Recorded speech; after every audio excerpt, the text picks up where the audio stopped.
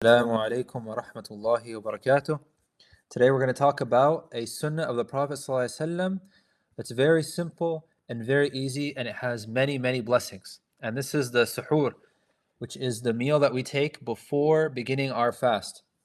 And this is a sunnah that if you perform it, you gain many blessings, and if you leave it, then you're leaving behind many blessings. And so today we're going to talk about some of the ahadith and the sayings of the Prophet ﷺ that tell us how blessed this sunnah is and some of the best practices to follow when performing this sunnah. And so this sunnah, which is suhoor, it's mustahab. It's not required for you to have a valid fast, but it's very recommended, very highly recommended. It's mustahab. And so we have a hadith عن أنس قال رسول الله صلى الله عليه وسلم تسحروا فإن في السحور بركة. Anas radiallahu anhu reported that the Prophet sallallahu alaihi wasallam said, take a meal a little before dawn, for there is a blessing in taking a meal at that time. And this is in Bukhari and Muslim.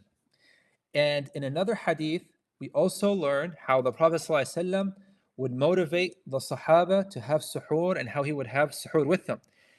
So we have a hadith, أن زيد بن ثابت حدث أنهم تسحروا مع النبي صلى الله عليه وسلم ثم قاموا إلى الصلاة قلت كم بينهما قال قدر 50 أو 60.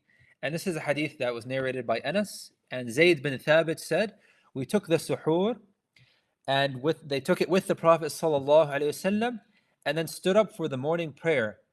And he asked him how long the interval between the two was, suhoor and the prayer.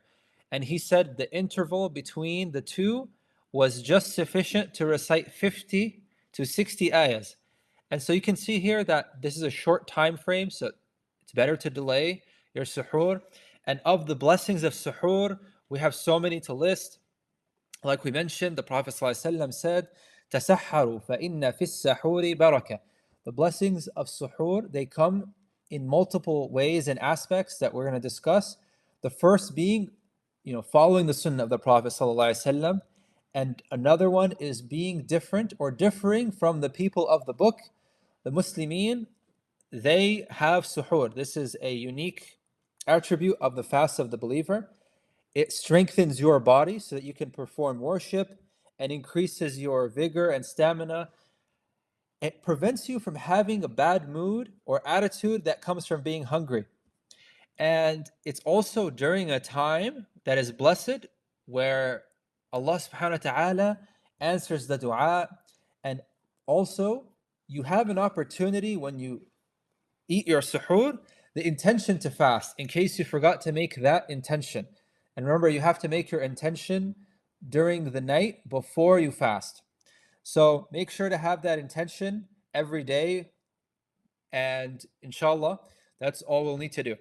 And so we have some hadith to discuss that give us evidence, where did these benefits come from? So we have one, قال رسول الله صلى الله عليه وسلم إن فصل ما بين صيامنا وصيام أهل الكتاب أكلة السحور.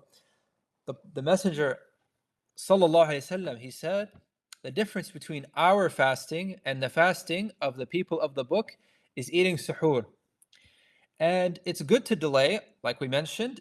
The hadith that we mentioned earlier about how there were between 50 to 60 ayahs between them finishing their suhoor and getting up for the prayer.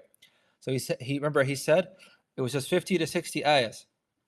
And the Prophet ﷺ, he would motivate the Sahaba and everyone to follow this amazing sunnah. There's a lot of motivation that the Prophet ﷺ he wanted to give them motivation because this is such a blessed act of worship, as we'll see in some of the following ahadith.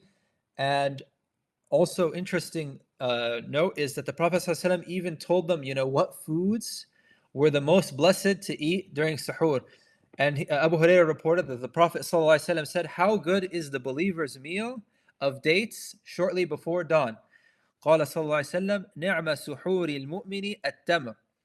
So eating dates, is really good before, you start your fast.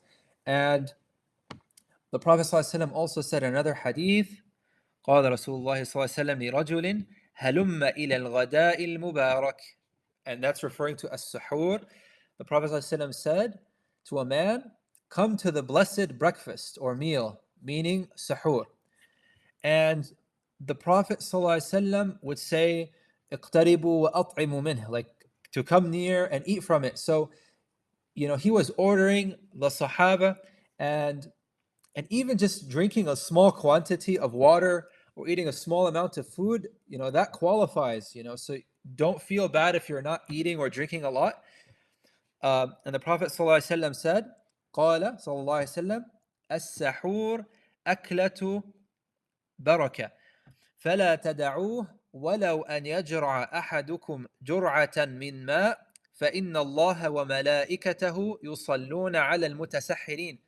So here we see that the Prophet ﷺ is telling us again that the suhoor is mubarak, and to not leave it, even if one of you drinks a mouthful of water, for Allah subhanahu wa ta'ala and His angels make salawat on the people of suhoor. And so what does it mean for Allah subhanahu wa ta'ala and His angels to make salawat? So the salah of Allah subhanahu wa ta'ala on someone means His mercy, and His mercy on His servants, and the salah of the angels is them making istighfar for that individual. And the time of suhoor, it's a blessed time. We know this from a hadith where Allah subhanahu wa ta'ala descends to the lowest heaven and asks, is there anyone asking, so that He be given? And that's a blessed time where, again, make dua and remember Allah subhanahu wa ta'ala. And it's, I think, just looking at all these blessings, we can kind of see how suhoor is a seemingly small sunnah, but there's so much behind it that we don't want to miss out on. So to summarize, from the blessings of the suhoor, is the strengthening of the body that aids one in worshipping Allah subhanahu wa ta'ala during the day, from reading Quran to dhikr, as the one who is hungry is lazier and unable to do it with as much diligence. Suhoor defends you from having a bad manner and attitude that hunger causes. And the barakah of it increases your willingness to fast, right? When you have suhoor, you'll find that fasting is easier and you have more strength and motivation to fast more, because, with the suhoor, you'll see the barakah and it just makes fasting a lot easier. So following the sunnah is a noble act. And this is just from eating the suhoor, right? If we make that intention to emulate the Prophet ﷺ, then we're rewarded for doing so, and have the intention that I'm strengthening myself so that I can perform more ibadah, and you'll get a reward for that as well. And another reminder, during that time, Allah subhanahu wa ta'ala is answering dua. It's a blessed time of the night, and we perform suhoor so that we differ from how the people of Ahlul Kitab fast, from how people of the book fast.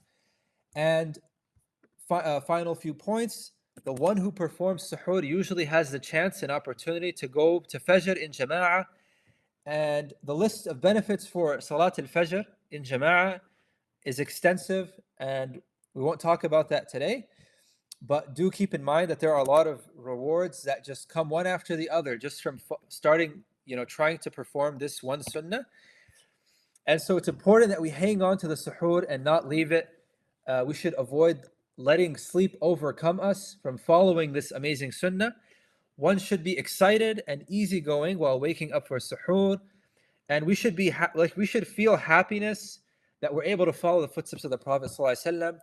And he confirmed in the hadith that we mentioned the importance of suhoor and how blessed it is.